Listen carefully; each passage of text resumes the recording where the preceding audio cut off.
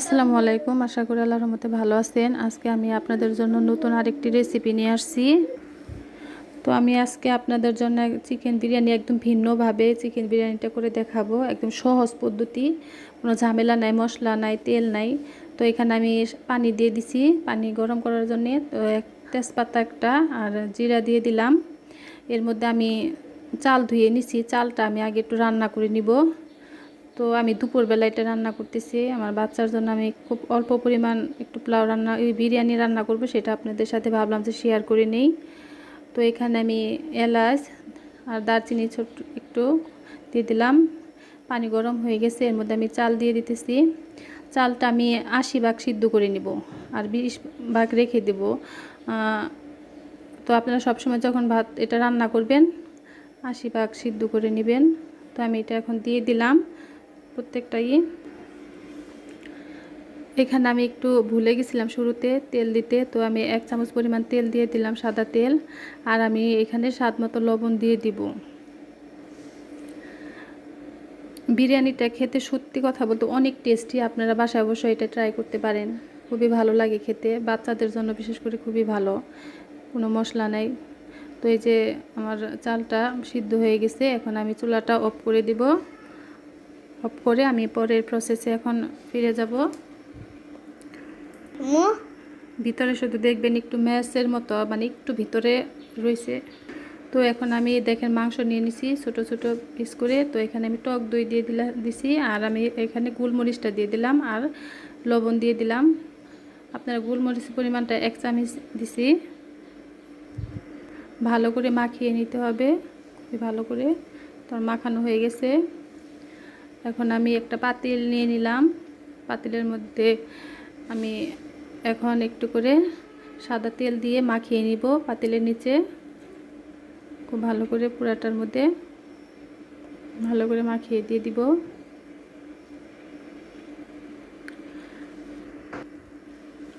তো এখন আমি এর মধ্যে সেই ভাতটা দিয়ে দিব, নিচে একদম ছড়িয়ে সুন্দর করে বিছিয়ে। এখন এর মধ্যে আমি মাংসগুলা দিয়ে দিব সুন্দর করে।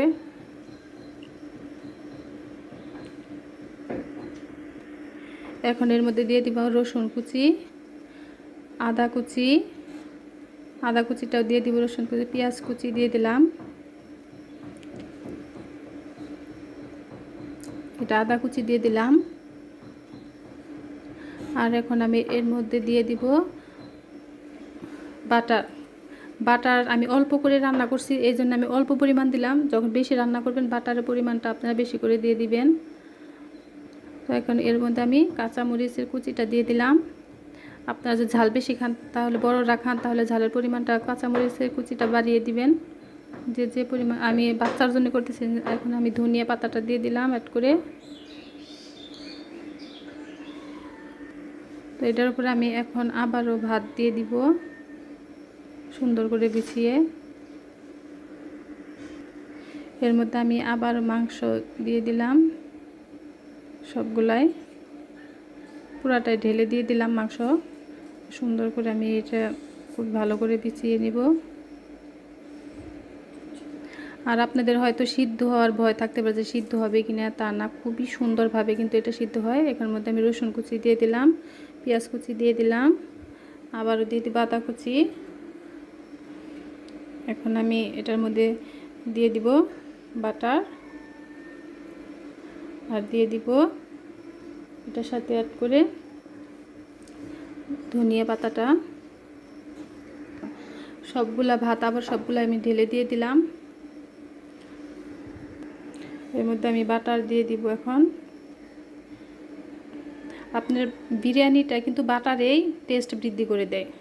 বাটার প্লাস আপনার গোলমরিচটা যখন, ওইটা কিন্তু মাংসর মধ্যে অনেক সুন্দর একটা টেস্ট বাড়িয়ে দেয়। তো পেঁয়াজ কুচি দিয়ে দিলাম। তো আমি দ্বিতীয় ধাপে কাঁচামরিচ কুচি দিতে ভুলে গেছিলাম, তো আপনারা দিয়ে দিবেন কাঁচামরিচ। আর আমি এমনিতে কাঁচামরিচটা একটু কম দিয়ে দিছি, তো এটা দ্বিতীয় ধাপেও দিয়ে দিবেন। তো উপরে আমি কাঁচামরিচ কুচিটা দিয়ে দিলাম। এখন আমি ধনিয়া পাতাটাও দিয়ে দিব। এখন আমি ভালো করে ঢেকে দিয়ে হালকা আঁচের মধ্যে চুলায় বসিয়ে দিয়ে দিব।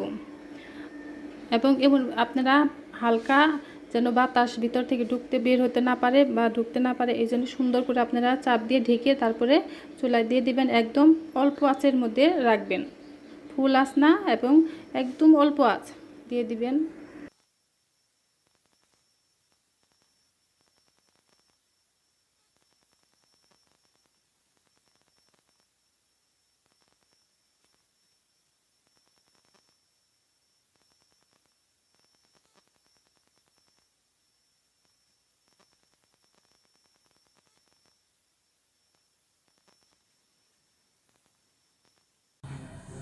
তো দেখা যাক কি অবস্থা হয়েছে। এই যে দেখেন, এখন আমি বেড়ে তারপর দেখাইতেছি আপনাদের। খুবই সুন্দর বাটারের একটা ফ্লেভার আসতেছে, এই যে দেখেন। এই যে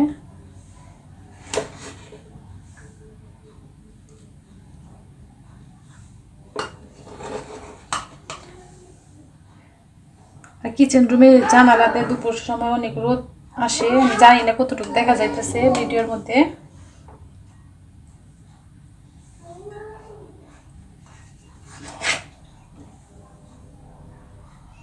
একদম হেলদি একটি খাবার।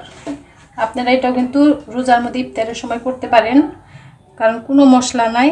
সারাদিন খালি পেটে থাকার পরে আপনারা ইফতারের মধ্যে এই খাবারটা খেতে পারেন, এই বিরিয়ানিটা করতে পারেন। অবশ্য একদমই আনকমন একটা বিরিয়ানি,